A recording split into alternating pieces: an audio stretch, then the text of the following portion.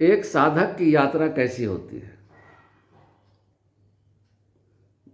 सबसे पहले साधक तो वही होता है जिसे ईश्वर प्राप्ति की लालसा हो, जो ईश्वर में विश्वास रखता हो।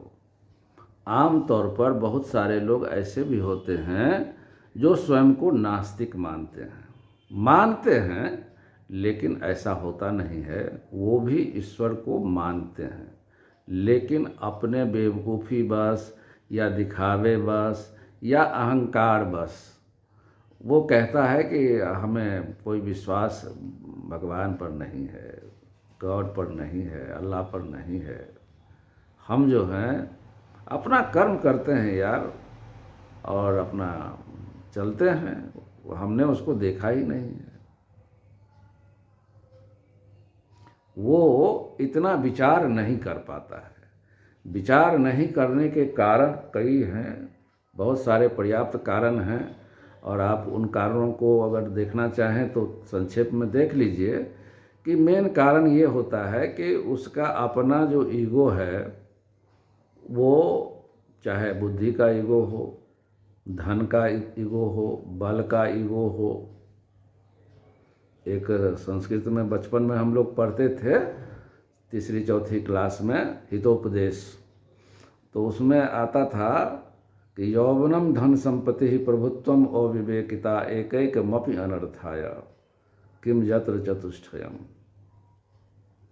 तो आदमी जब जवान रहता है, धनवान रहता है, बलवान रहता है ना, तो ये सारी चीज़ें अविवेकिता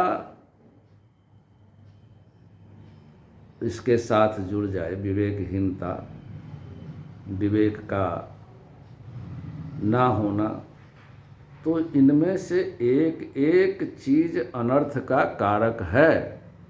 धर्मशास्त्र कह रहा है, आप इसको बड़ा सीरियसली समझिए। और जहाँ ये चारों मिल जाए, किम यत्र चतुष्टयम्, तो ऐसे लोग अनर्थ करते हैं, और अंत में मान लीजिए कि उनको जब होश आती है, सुरखुरू होता है इंसान ठोकरे खाने के बाद, तो मान लीजिए ईश्वर को वह मानने लगता है कि ना, there is God, there is somebody, there is some system. ऐसे नहीं ये चांद सितारे, सूरज, आसमान, धरती है, ऐसे धीरे धीरे वह यकीन करने लगता है, और उसके बाद वह ईश्वर को मानने लगता है। ठीक है, मैं आपके लिए बड़ा सहज अपना समझकर, अपने घर में जैसे हम लोग बैठ कर के बात करते हैं ना, ऐसे ही मैं बात करता हूँ, ताकि आप ध्यान से अगर इन चीज़ों को समझेंगे तब तो आपका कल्याण हो पाएगा। हम अगर आपको अपना ना समझें, अब बकर बकर करके चल रहे हैं, तो आपका हित इसमें नहीं होगा। तो मेरा पर्पस ही है कि सबका भला हो। इस अभियान को लेकर मैं इसलिए चला हूँ। आप भी इसको खूब आगे बढ़ाइएगा, लाइक शेयर सब्सक्राइब करिएगा और करवाइएगा, ये बड़ा पुण्य का काम है। तो वह भगवान को अब जो है मान लिया कि यस, भगवान हैं। ये एक यात्रा हुई कि भगवान को न मानने से लेकर भगवान को मानने तक की यात्रा हुई ना। अब यात्रा जो है उसकी शुरू हो गई। वो भी यात्रा ही था कि भगवान को नहीं मानता था, भगवान को मानने लगा। अब यात्रा उसकी काफ़ी लंबी खिंच गई। अब वह भगवान को मानने लगा, परमात्मा को मानने लगा। अब फिर यात्रा शुरू हुई उसकी, एक पड़ाव से दूसरे पड़ाव में आया। दूसरे पड़ाव में अभी भगवान उसके लिए थर्ड पर्सन है। वो ही इज देयर समवेयर। साधना के पथ पर अब वह आगे बढ़ता जाएगा, बढ़ता रहेगा, तो धीरे धीरे एक पड़ाव ये आएगी कि यार तुम कहाँ हो। अब सेकंड पर्सन आ गया, ही से यू हो गया, वह से तू हो गया, आप हो गया। यहाँ भक्ति शुरू हो गई।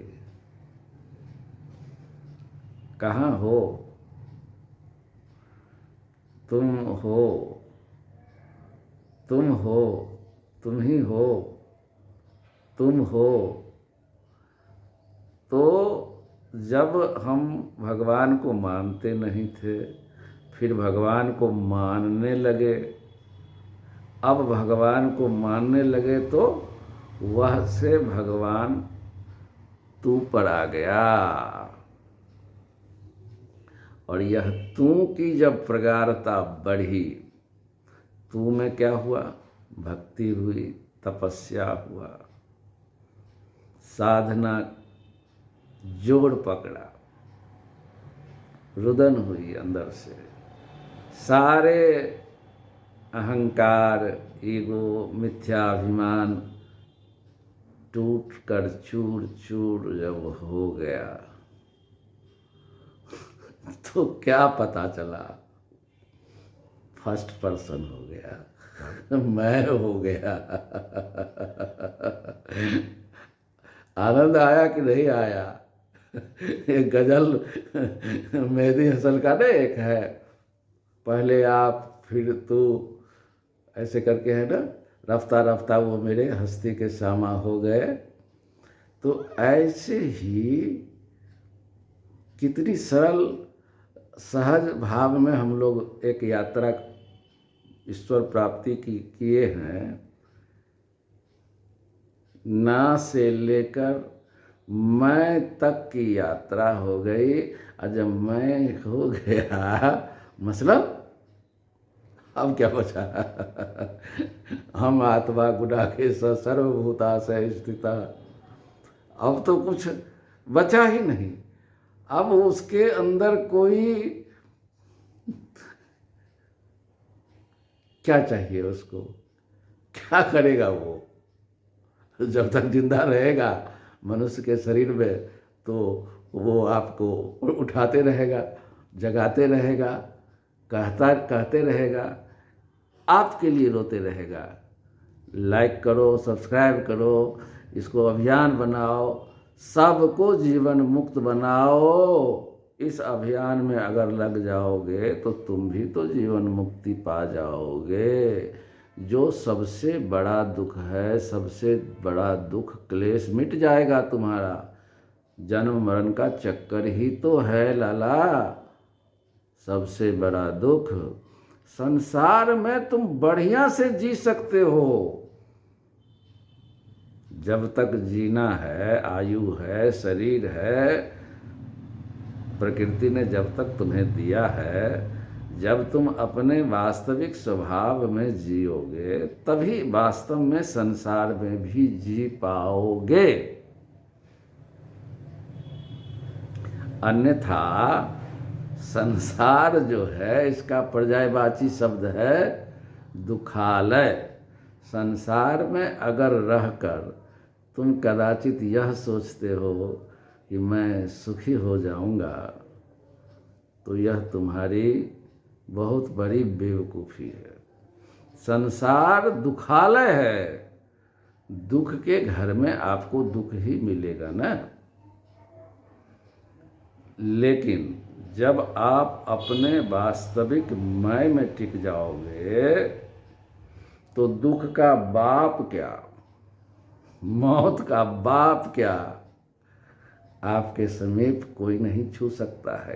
काल की भी पहुंच आप तक, आपके मैं तक नहीं है। ठीक से समझो, एकदम उदार भाव से पहले गलित करो अपने अहंकारों को, अपने ईगो को। ये जो हार मांस का जो पिंजरा है, ये आपका ठठरी, इट है, ये जड़ है, इसमें कुछ है नहीं।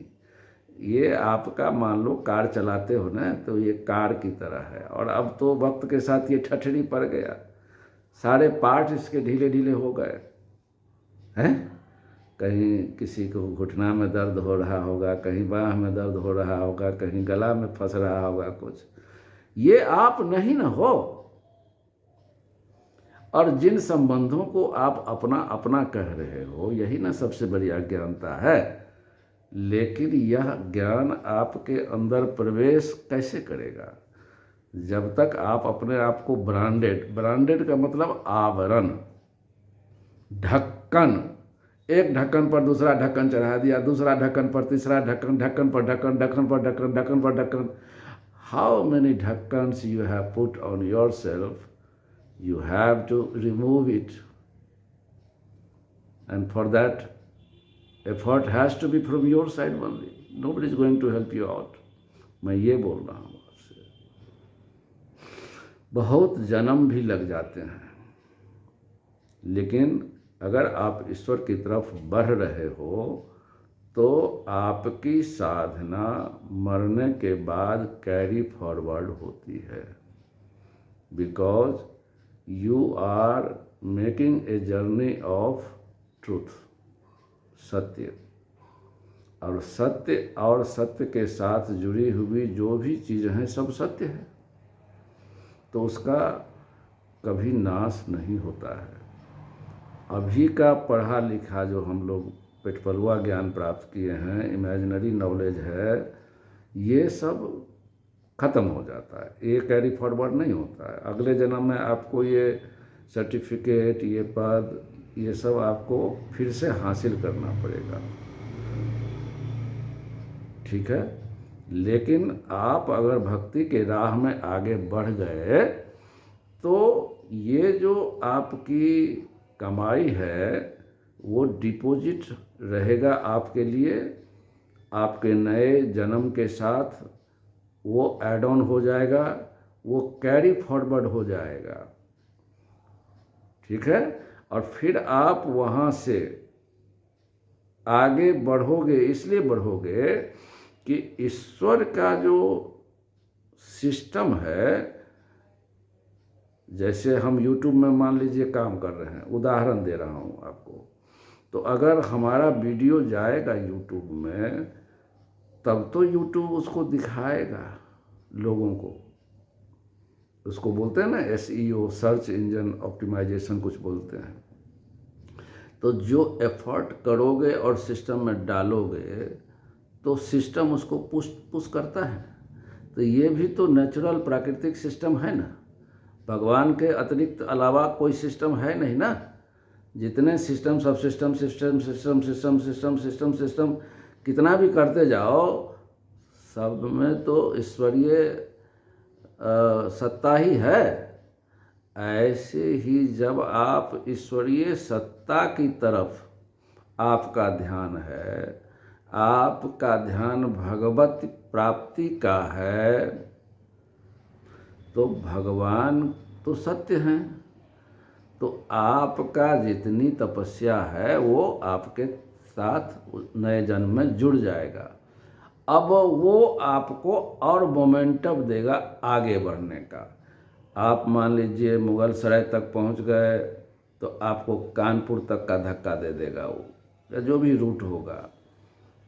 अगर आप चलते रहे, फिर कानपुर से टुंडला पहुंच गए, अलीगढ़ पहुंच गए, जो भी है, और धीरे धीरे धीरे धीरे आप दिल्ली पहुंच जाएंगे।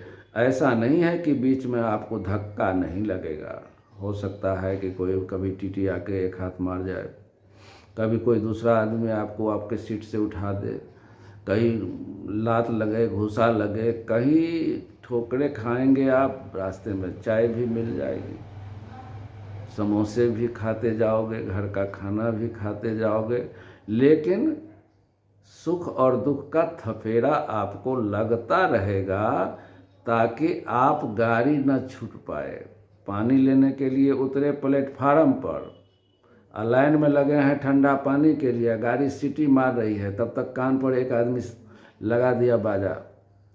आप सोचे कि साले ने मारा मुझको, असल में प्रकृति ऐसे ही करता है, दिखाता है कि यार तेरी गाड़ी जा रही है, छूट जाएगी, दौड़ के गाड़ी पकड़ लिए। असल में प्रकृति के थपेड़ों में बहुत प्रेम होता है, क्योंकि वो करुणा निधान की प्रकृति है जो हमें थपेड़ा मारती है इसलिए कि हमारा कल्याण चाहती है। इस बात को ठीक से समझ गए? तो आप सबसे पहले अपने विवेक को जगाइए, अहंकार का त्याग करिएगा, और वास्तविक चीज़ें सारा फसाद मन की कल्पना में है, मन की धारणा में है। इसको ठीक ठीक समझ लीजिए। और संसार में कभी भी ये मत सोचिए कि I have come here to enjoy, you can not make merry here. यहाँ दुख के सिवा अगर आप सुख की चाहत रखते हैं तो ये बहुत बड़ी मूर्खता है मेरे हिसाब से। आप मान के चलो कि here I am in the battle of Kurukshetra, और यहाँ पर आप मारने वाले भी मत बनो, मार खाने वाले बनो, कि जितनी लात लगनी है कुदरत की वो सब हमारे हित के लिए है। हमें रोना भी आ सकता है, लेकिन अंदर से धन्यवाद ईश्वर को करो कि तुसी ग्रेट हो, तुसी मेरा इतना ख्याल रख देने, तुम मेरा इतना ख्याल रखते हो, मैं तनु समझा नहीं। वो इतना करुणा निधान है। महाराज आपको लगेगा कि मेरी संसार लुट गई। बताइए, आपकी संसार लुट गई, आपको ऐसा लगेगा? आपको लगेगा कि जीवन में कुछ बचा नहीं मेरे लिए, आत्महत्या करके क्यों न मर जाऊं। ऐसे दिन भी आपको देखना पड़ेगा। इसलिए देखना नहीं पड़ेगा कि आप अभागे हैं, इसलिए देखना पड़ेगा कि आप ईश्वर के प्यारे हैं, और ईश्वर आपको पसंद कर लेता है तो लात घुसा न जाने क्या क्या नाम दूँ उसका, लगा लगा के ठोक ठोक के लात पीछे से मार मार के सबसे तोड़ के अपने से जोड़ लेगा। ये ईश्वर की कृपा है, करुणा है। ठीक से समझे?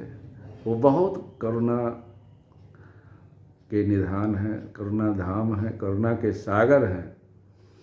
ऐसे समझना इस संसार को समझना कि जितना दुख आता है वो ईश्वर की कृपा मेरे ऊपर शायद ज़्यादा है, इसीलिए मुझे दुख आता है।